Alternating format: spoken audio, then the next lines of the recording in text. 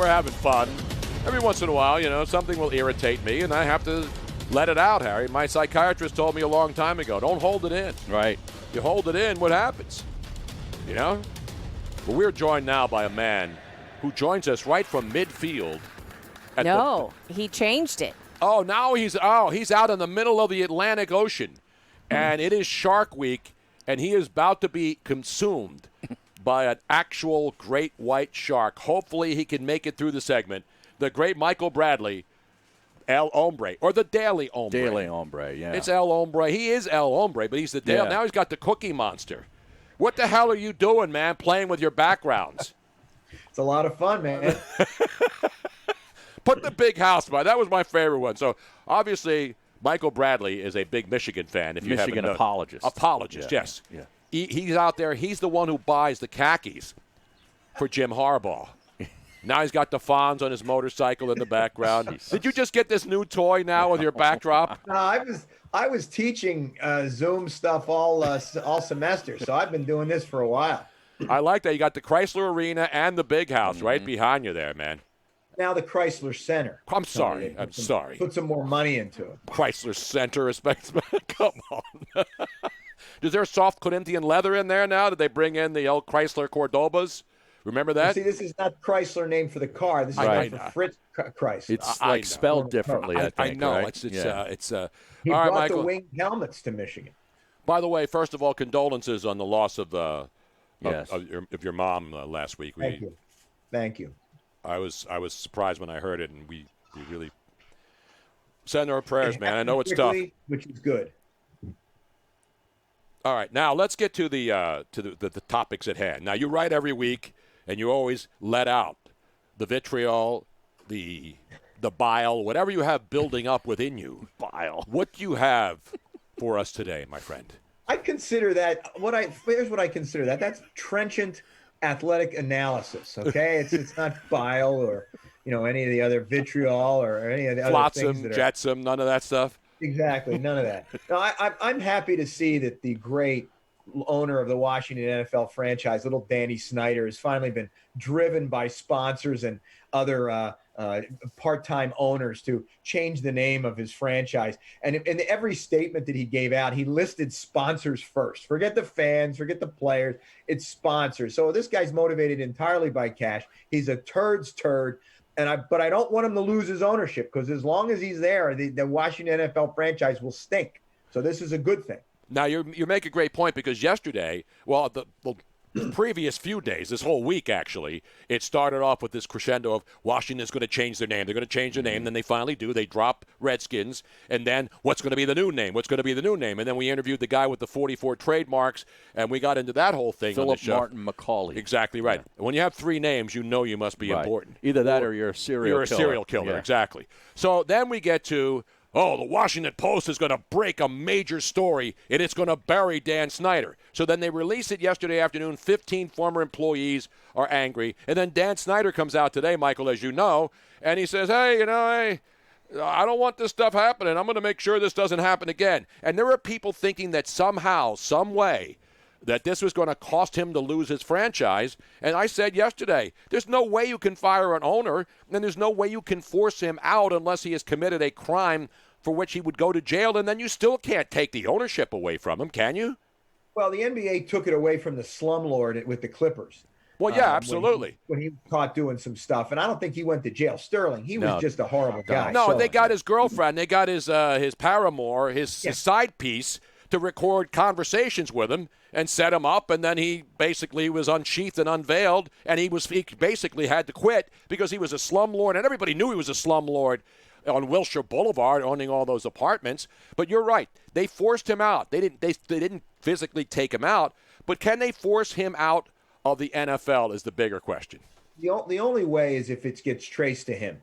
If his underlings are doing things like this, as contemptible and as disgusting as they are, he can be slapped on the wrist for having a culture of sexual harassment. But unless they find him doing it, they're not going to be able to get rid of him. Mm-hmm. You're right. Can't they just do like what they do to college basketball coaches and say that you lacked institutional control and put him on a show cause penalty and basically has to leave the organization? The problem with the NFL owners is every one of them's got show cause stuff worthy, show cause worthy stuff in their closets. Exactly. So if they go after Snyder for something like this, then he's going to start saying, "Oh yeah, Jerry Jones," and "Oh yeah, McNair family," and "Oh, they know enough to keep their mouths shut."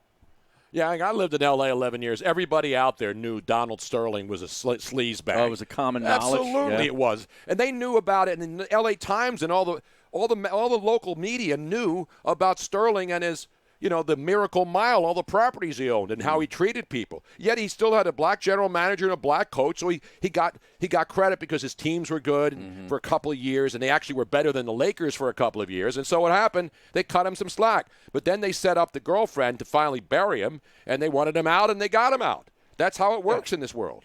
And that's the thing. The owners all going to take care of each other, because all of them want to keep making money. Yep. And all of them want to make sure that nobody comes after them. Now, Jerry Richardson got thrown out of the Carolina situation for this, but he was caught as part of he was one of the ones doing it. Yep. He was the one that was doing stuff with sexually harassing people and making lewd suggestions. That's different than having the underlings doing it. They'll say, okay, we may fine you, sensitivity training all around, all that. But Snyder survives. And again, I want him to. I don't want a responsible, smart owner in there. I want this knucklehead.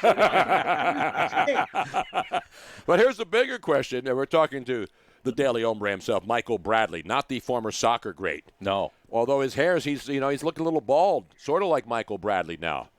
You're starting I have a quotation on my wall from him that was in Sports Illustrated. It said, "I'm sure at times people thought, who is this little, I'm not going to say a word, but I'm like, it fits me. So, it's perfect." And now, I want people to know, if you're not watching us on our Twitch stream, do you have a clicker there like the weather people do when they go from the slides and show you the Midwest? Because you're changing your background. Now you got the great John Belushi. Blutarski, of course. Yeah, from Animal House. Yeah. just as he's about to smash the guitar, Right. by the way, that was being held by Stephen Bishop, who wrote On and On. That's right. Also, Exactly who wrote right. Wrote the theme song for Animal House and was the one singing the song. And more Animal House mindless trivia. That song he's singing is more than 600 years old. Was it I Gave My Love a Chicken A that cherry had no that bone? had no stone. I gave my love. Let's see. I gave my love a cherry that had no stone. I gave my love a chicken that had no bone. I gave my love a story that had no idea. And Stephen Bishop didn't know that Belushi was going to do that. This is phenomenal Animal House knowledge is. right here. Hey, by the And way, Belushi's was wife it was over? sitting on On and On was the song you were talking Yeah. about, right? Down in Jamaica, they got Yep. pretty woman. Lots of I pretty love women that take song, your man. money and they'll steal your heart. Yep. On and on and on, as they say, or as the segment goes. Now, and then great Stephen Bishop and great Blutarski and great Animal House knowledge. And by the way, was it over when the Germans bombed Pearl Harbor? And every time I used to say that, I would always get the gratuitous tweets and what are you talking about, the Germans bombed Pearl Harbor? It's amazing how many people still don't realize that that's from one of the most iconic movies of all time, Michael. Germans? When I Forget teach, it, he's I rolling. teach public speaking at Villanova University, I show Blutarski's soliloquy to the class at the beginning. I show Patton's thing at the beginning of the movie, George C. Scott. I show that, and I show the I Have a Dream speech to say, here's what you got to do. D.H. Lawrence said it. Keep quiet until you have something to say, and then say it hot. And that's what I'm trying to get my students to do. How about saying, what's the other line from Dean Wormer? Was it over when No. What, Dean Wormer when he What, says, fat, "That's drunk, and stupid is is no no way to go through life, son." Yes. Fat, drunk, Yeah. and stupid. What do you mean? That's the only way to go through life. If you looked at these kids graduating college right now, look at the couch guy here. What? He's not that fat, by the way. I apologize. He's not that fat. One of the nicknames for one of my pledge brothers was FDS, which stood for fat, drunk, and stupid. I thought it was a feminine hygiene product. feminine deodorant Spray, exactly. I don't leave home without that. I always have it in the car. You never know, because You got it's to be fresh. You got to be fresh. keep it fresh. Michael Bradley, the Daily Hombre. Now, what did you write about in your most recent musings? He hasn't done one in a while. I'm overwhelmed with basketball previews, so I haven't written for a couple of weeks. I'm previewing 72 college basketball teams. All right, I'm not so lying. you're previewing college basketball teams. Are we going to have a season? I don't know, but I hope that all of my work gets done and I get paid before somebody does not. That's the most important thing. That Duke and Duke get the commission.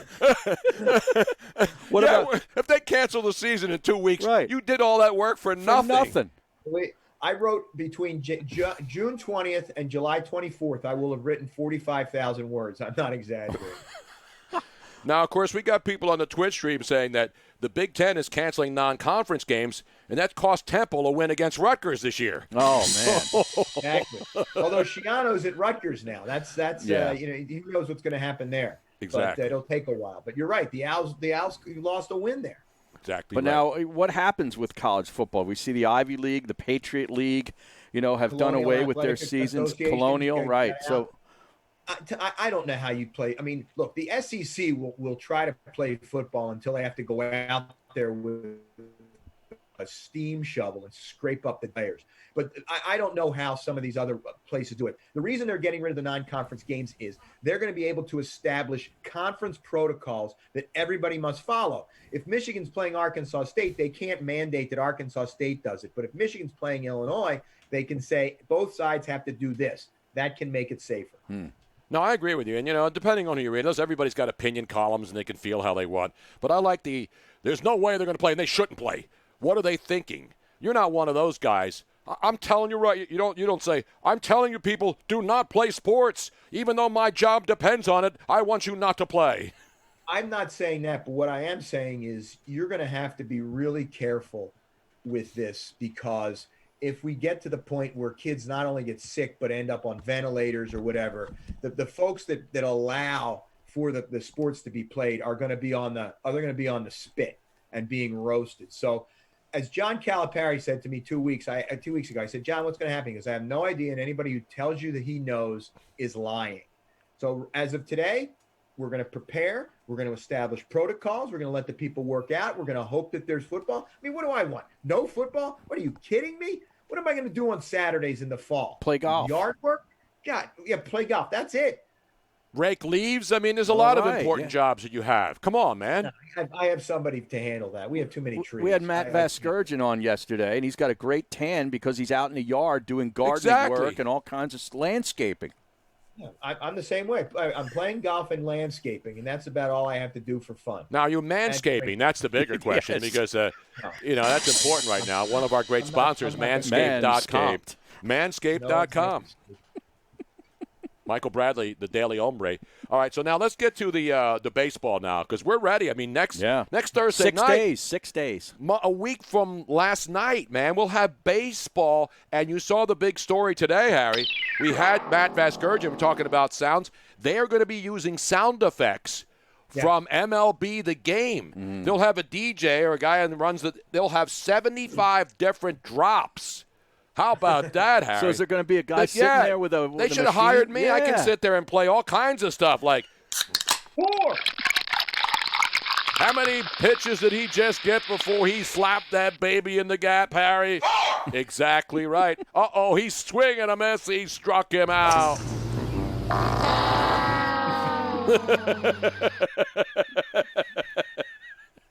I know. I'm amusing myself.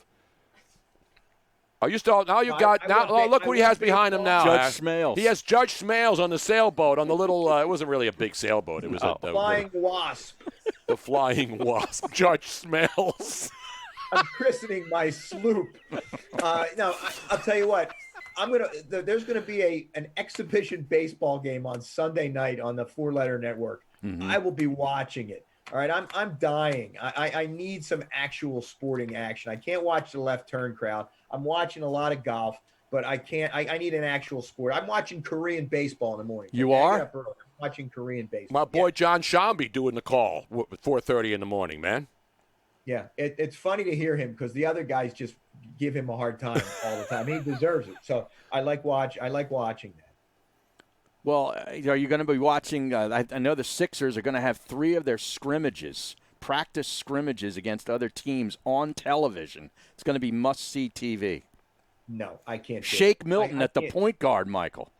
I can't watch NBA basketball when it means something. Wow, he's with you. Let me put my hands together right now, ladies and gentlemen. He's a man who understands. He understands what this country's all about, how America comes first. Not China, Harry. Not who? China. China. China. By the way, how's you've been watching Korean? How's our boy Aaron Altair doing? Is he still tearing the cover off the ball? I haven't seen him lately. They look on the dynos. They haven't been showing the dynos. They've shown a lot of the other teams, but I'm sure Aaron's just tearing it up there. It's perfect. He's on the third best baseball league in the world. He's that bad. We don't want him back on a major league roster. Altair means old man in German, and he plays it. Wow. What about cardboard cutouts of fans in the stands? Are you advocating for that? Big time. I want to see that. I want to see somebody's head get taken off by a foul ball at one of the cutouts. I want it all.